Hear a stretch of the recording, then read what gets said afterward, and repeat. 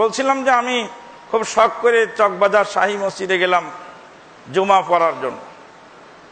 জুমার সালাত আদায় করে একটু এগিয়ে দিয়ে দেখছি মানুষের খুব ভিড়। তো দেখলাম একটা কবর, মাজারের মধ্যে মানুষ ইবাদত বন্দেগী করছে, কেউ সেজদা করছে, কেউ চুমু খাচ্ছে, কেউ মুনাজাত করছে।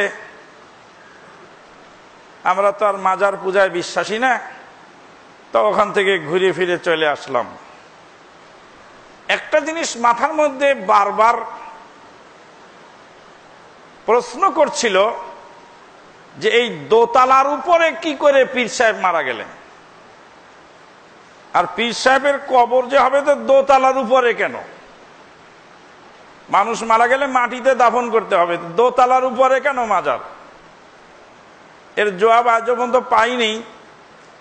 তবে সেদিন যে আমার জুমার সালাত হয়নি এটা এতদিনে বুঝতে পারছি, কিন্তু আগে তো বুঝি নাই।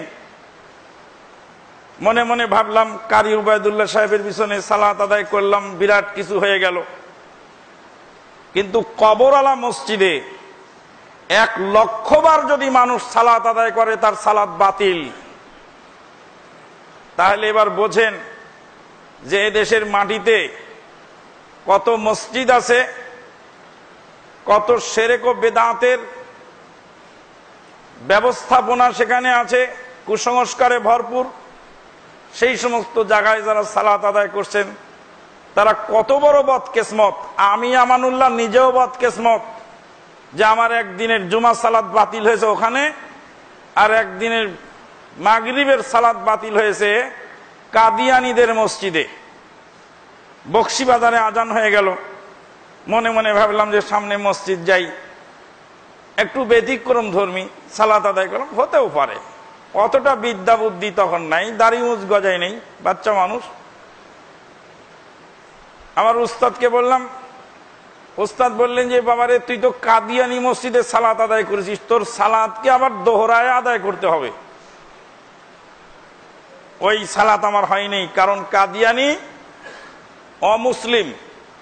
কাদিয়ানীকে যদি কেউ অমুসলিম না মনে করে, সেও অমুসলিমদের খাতায় তার নাম হবে এবং সেও হাসরের ময়দানে ওই অমুসলিমদের কাতারে উঠবে। বিষয়টা খুবই জটিল। কাদিয়ানীকে অমুসলিম মনে করতে হবে। অমুসলিম মনে না করলে, যিনি মনে করবেন না, মুসলিম মনে করবেন, তার ইসলাম নিয়েও টানাটানি লেগে যাবে। ওই দিন সালাত নষ্ট করলাম। তাহলে সহি তরিকায় কোরআন সুন্নাহ